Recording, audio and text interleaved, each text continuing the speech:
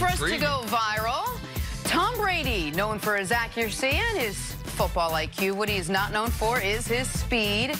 Madden gave him the lowest speed for all quarterbacks. Well, Brady was not happy with this and made this video in response.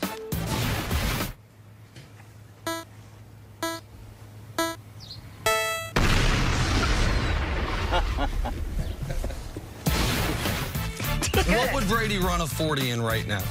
He ran one. He timed it this summer. He ran better than his combine time. Oh, he ran a 5.2. I was going to say 5. Okay. Yeah. Oh, I missed that. I appreciate that. 5.2. What would...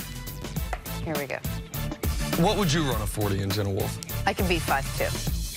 5.2? A 5.2 40? I can beat a 5.2 40. I think you think I can beat a 5.2 40. I've heard people say they think what they're thinking is what they're thinking, but they're really not thinking that. Yeah. You know, it's yards, not feet. Okay. All right. That's brilliant. Yeah, I think so. You could run a 5.2. He's a Hall of Fame athlete. But sometimes his hamstring goes out. Is dry. Your cement's okay, dry. what about this guy?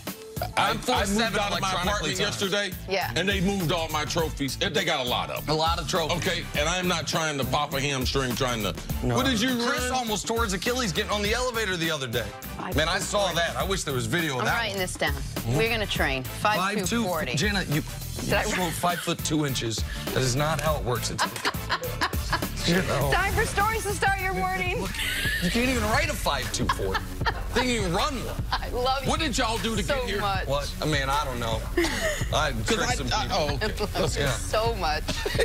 Mine was all verbal. A recent report says the Thunder are in no rush to trade newly acquired Chris Paul. Shockingly, suitors are not looking for a 34-year-old point guard who still has 3 years and $124 million left on his deal. Nick, how much does CP3 have left in the tank? Listen, Chris Paul can still help a good team. But a good team doesn't have $37 million to pay him. So he's kind of betwixt and between here. When you see what the Thunder are able to get for Chris Paul, or maybe more accurately, what they have to give up to get someone to take Chris Paul, I think you might look at the Chris Paul-Russell Westbrook trade a little bit differently. But he's going to start the year in Oklahoma City. I'm pretty convinced of that. Yeah, Chris Paul, he's got a bad contract. You think the first year, it's okay if he was in Houston. But now playing with a younger team, is he the guy that you want mentoring all these young players? I mean, he's had an accomplished career, but he has been tough to play with no matter where he's been. Look for Minnesota maybe at some point to get in this game. Moving on, another player on the move could be Andre Iguodala, the former Finals MVP, could soon be traded from the Grizzlies, with reports that the Lakers, the Rockets, and the Clippers are leading the charge. See, where do you think Iggy best fits? Well, it depends on who gets an injury. Because if someone gets an injury, man, especially a wing player, I mean, he can play with all those teams. He's a great locker room guy. Guys around the league have a lot of respect for him. He's a guy that's going to buy into whatever role that he's playing. That's what he did there in Golden State. Man, any of those teams it would help their roster to add Iggy to him, Nick. I would listen. He almost signed with Houston a few years ago. Remember that. If he gets bought out, I think all three of those teams will immediately try to court him. But as far as a trade goes, the only contending team that I could see actually trading for him is the Denver Nuggets. They have the contracts to make it work. He played in Denver, played really well in Denver. They think they can win the title. But I don't know if anyone's going to give up a draft pick to pay Iggy $17 million. Do millennials know what courting is? Because you used that word. Oh, okay. So the Nuggets might try to slide into his DMs. Nope, then you went too far. Nope, bring it back a little. No, I don't have to bring it back. He said I need to relate to the millennials and their rainbow toast and stuff. I wish I could throw some soup on y'all. Courting and JR. Moving on to JR Smith. Now the Cavs waived the former NBA champ, and the Lakers are reportedly, quote, unlikely to reunite JR and LeBron. Nick, you think it's a mistake for the Lakers not to pursue JR Smith? I mean, he would help, But if they only, I think Iguodala would help more. I think Korver potentially could help more. I'd rather have JR than Melo if they're saving their last roster spot for Melo. I think JR's got a little bit left in the tank. I think someone will pick him up. We knew the Cavs were going to waive him. They weren't going to pay him $15 million this year. This allows them to duck beneath the luxury tax. But I don't think JR's done. I would like to see JR try to make a contribution on the team. But I can't forget the last time I saw JR on a basketball court. And JR is not the type of person that with unsupervised time alone. That's what he's been doing the last year. No practice, no organization, no travel. That's right. Doing whatever he wanted to do. JR will always have those 8 points beginning the second half of Game 7. Saved the season for the Cavs, one of the greatest championships ever. Key part of it. What year? It was 2016, man. It's not that long ago. Years ago. Ending with Ben Simmons, who turns 23 on Saturday. And as an early happy birthday, Sixers gifted the former number 1 overall pick a 5-year, $170 million max contract extension. Surprisingly, only in Simmons that Simmons' game has been under a microscope since entering the league, because he can't really shoot from outside. How many feet, Nick? Outside of 16 feet. I want to start the whole segment over. No the problem. Sixers, though, are clearly all in. What do you think, Nick? How much of the Sixers' future is dependent on Simmons, and how much he develops that shooting game? It's enormously dependent because both of their franchise cornerstones, there are question marks about. I know we pick on Simmons, but Joel Embiid's overall health and overall fitness and dedication to his body is a real question, and Simmons' ability to grow his game is a real question. Which one are you more concerned about? I think Joel Embiid is more likely for it to go terribly. But Simmons is more likely to stay stagnant.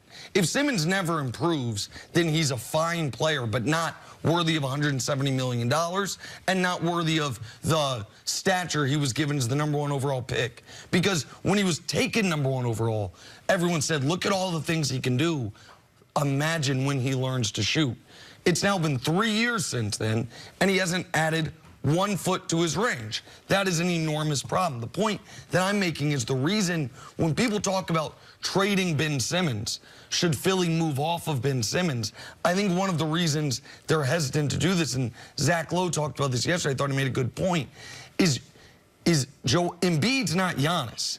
Embiid's not Anthony Davis. Embiid's not a guy that you know with utter certainty you can just say is going to be this level of player for the next decade. We know what his potential is. So the reason that they have to hold on hope to both guys is there's unknown factors with both of these guys. But obviously, Philly is paying him on potential. They're not paying him based on what he is. What he is right now is a very good defensive player who rebounds great for his position, who has great size. But that is not worth $34 million a year over the next 5 years. Wait, see, who do you think is more likely to fill their potential? Joel Embiid or Ben Simmons? It's not even close. Joel Embiid. And he's closer to doing that. The reason why I have more confidence in Joel Embiid is because we're wondering, is his conditioning, is his eating ever going to be on par with the footwork and the other parts of his game that he went through all the tedious process of doing? Correct. So I've already seen he's already done it in his basketball game. The eating part, that's one of the parts that comes later. For younger players, for big guys, it's harder for big guys, especially as far as their cardio, as far as their knees, how much can their joints take with the pounding. But he has shown me that he has been dominant. Tell me one area where Ben is dominant. We're going to say, oh, it's his all-around game. He's an all-star. Joel Embiid is a superstar. And we got to make sure that we make the distinction between the two of them. Joel Embiid, of course, I have more confidence in. I don't think this is a bad contract. You have to sign Ben to this contract. I'm not going to continue just to talk about his inability to shoot. Everyone knows he can't shoot. Last year's playoff run, longest shot he took, 11 feet. He's not comfortable shooting the basketball. It would be as if there was a great running back and someone wanted me to turn him into a wide receiver. And I've been like, okay, Can he do it? Tyreek Hill was one to do it. I told Nick I got doubts because most fast guys don't turn from track speed into wide receivers. Ben Simmons, we're trying to see if a non-shooter can become an efficient shooter. We don't even know if he's shooting with the right hand. Yeah. His free throw shooting. And what it does to other players on the team, because there's a half a body off of him in the lane if he's got the ball outside of 15 feet, because there's no need to guard him because he's no threat. So for me, all right, he's a very good all-round player. He's an all-star. But to me, this franchise should be built around Joel Embiid. And I wouldn't be surprised if Brett Brown, ultimately, they get rid of him, because I don't believe him and Ben Simmons are best for each other, because I don't believe that he's pushing Ben Simmons to be the best player he can be. And I wouldn't be surprised if Ben Simmons got traded. I wouldn't be surprised if he didn't make it through this contract and they used him to trade off to get another asset. Nick, what comes with this contract? What are the expectations, realistic expectations from the Sixers? I mean, compared to what he shot last year, it can't be. Listen, the numbers last year are jarring and indefensible. And I have been a guy that has defended Ben Simmons, particularly during his rookie season. Said, listen, the guy as a rookie was a fringe all-star. We saw what all the physical tools were, and I assumed that he would grow his game even a little bit. The problem for Ben is, if you look at tape year 1 to year 2 in the league, it's indistinguishable.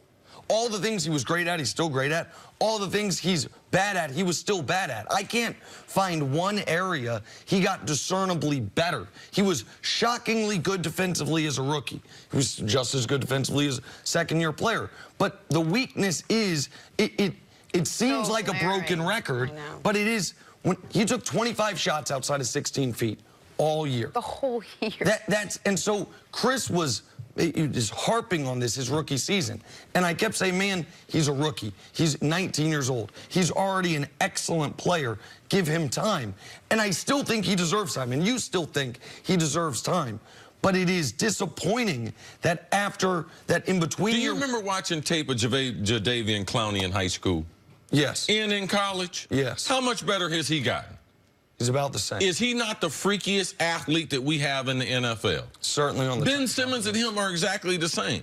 You can't expect all players that are just, oh, I'm just going to appropriate. He's just getting ready to get better. Ben Simmons made 1 3-pointer in college. Has made 0, Jenna, the same as at this table, in 2 seasons, full seasons in the NBA. Not even a buzzer beater. Not even, he even won at half court, at halftime or something like that. He is not a shooter of the basketball. But I'm not mad about the contract.